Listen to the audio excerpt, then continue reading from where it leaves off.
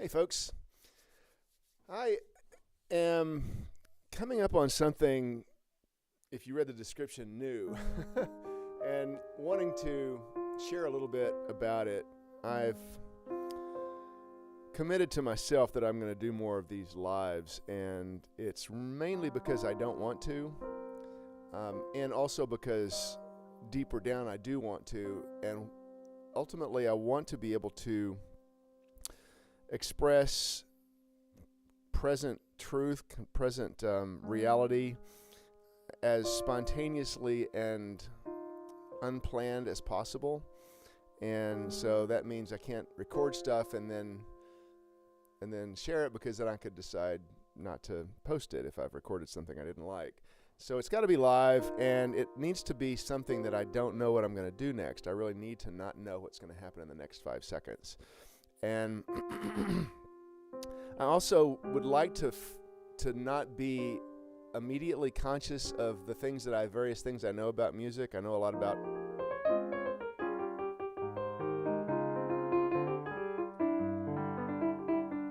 I know stuff like that, and I don't want to go to those spaces, because that is a way of staying too connected to the past to be able to be open enough to be flexible in the present moment and to be able to genuinely come up with something new in the next moment. And I feel like I'm coming up on a way of approaching that challenge in a way that can really be helpful.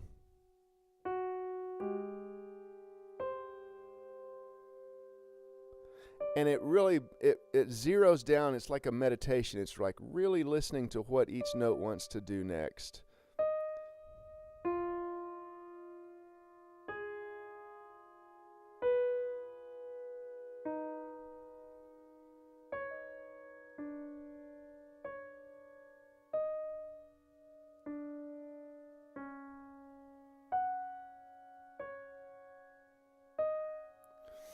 And this morning I was doing a little bit of an exercise with like 3 notes.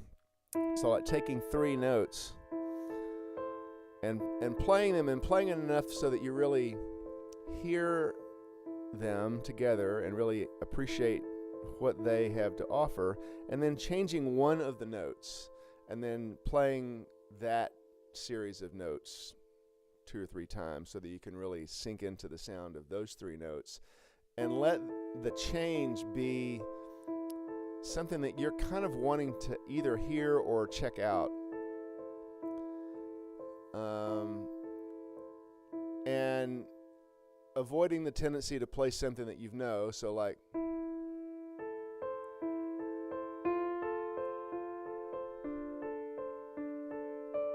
that's music that we've heard, and to try to avoid that temptation, because that can be super tempting to just play something that we know. But if we start here and then to really play something new. So I'm going to change this note here to this.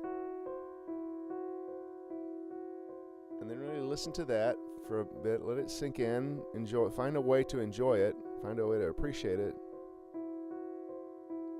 And then change another note.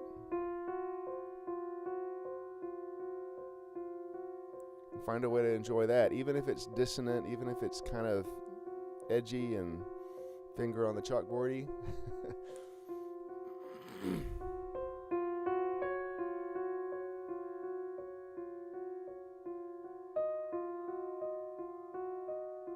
And let it be anything. It doesn't have to necessarily be in any particular key.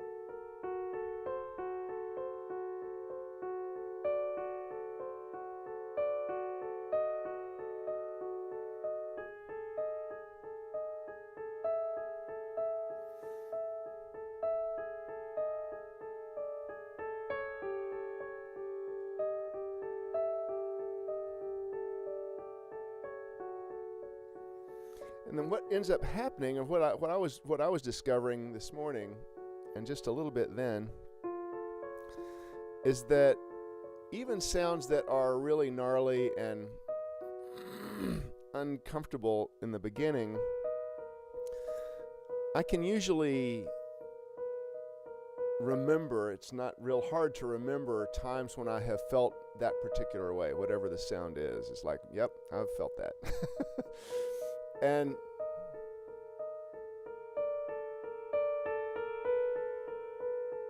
even something that, it's like, yep, been there. And then to experience the movement can be really satisfying.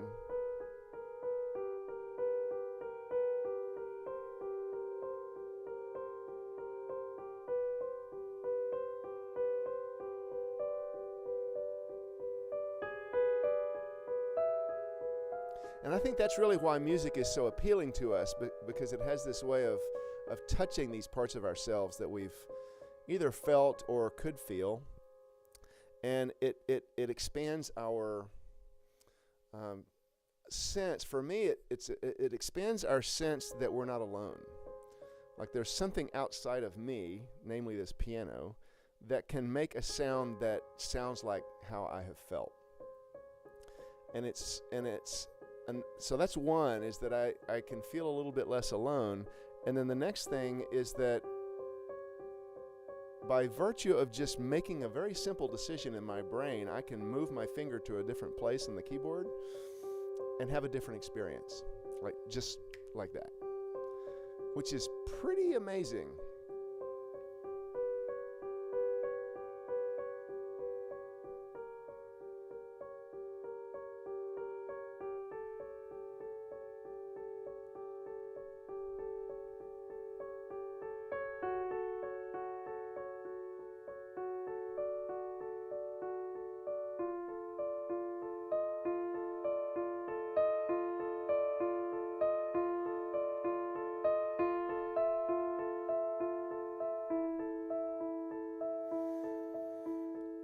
And so it gets to be this journey through actual experience. It's a real experience that I'm having here. It's a real experience that you're having there watching, if you're watching. It's a real experience. And in some way you could think of it as being kind of manufactured, like we're just sitting here making sounds on a piano, but it is a real experience. And so one of the things that I think is a real gift of this instrument is that it makes it possible to sit down and create experiences that we would like to have. And it doesn't have to involve something that we typically call piano music. It can just be feeling some things and then finding some simple way to play it, express it on the piano. And you don't really even have to know anything. Everything that I did just then, I was just playing 3 random notes and kind of pretty much not knowing what I was going to do next, and just trying something and then listening to it, and then trying something else and then listening to that. And then just kind of as you go, just think, let's see, what would this note like to do? Maybe this note wants to, maybe sometimes it's completely random and you're just going, I'm just going to change one of the notes and then listen to see what it does, And sometimes you can go, I'd like to take that middle note, like that note, I want to hear this note next. I want to move this from here to there. So you can kind of hear that inside and go,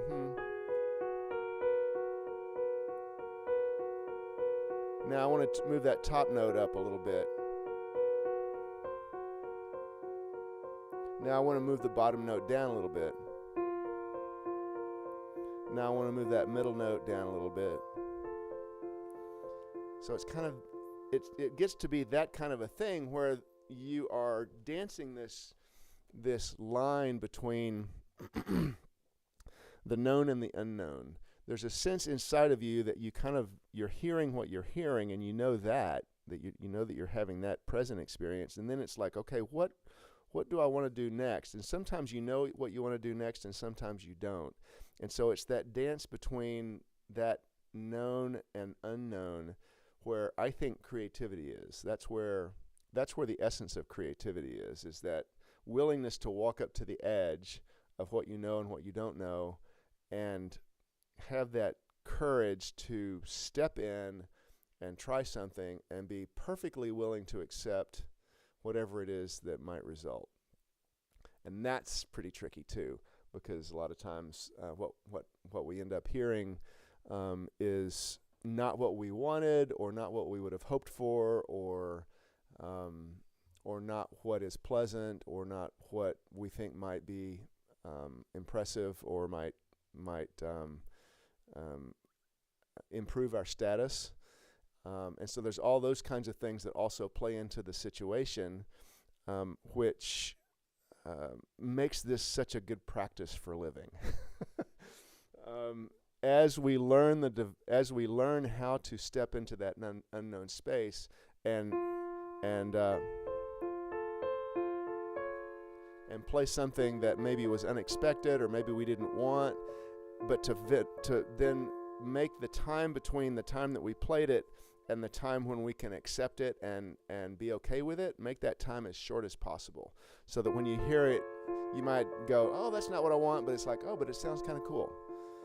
And to be able to step right into that space as quickly as possible, because then you're available for the next moment.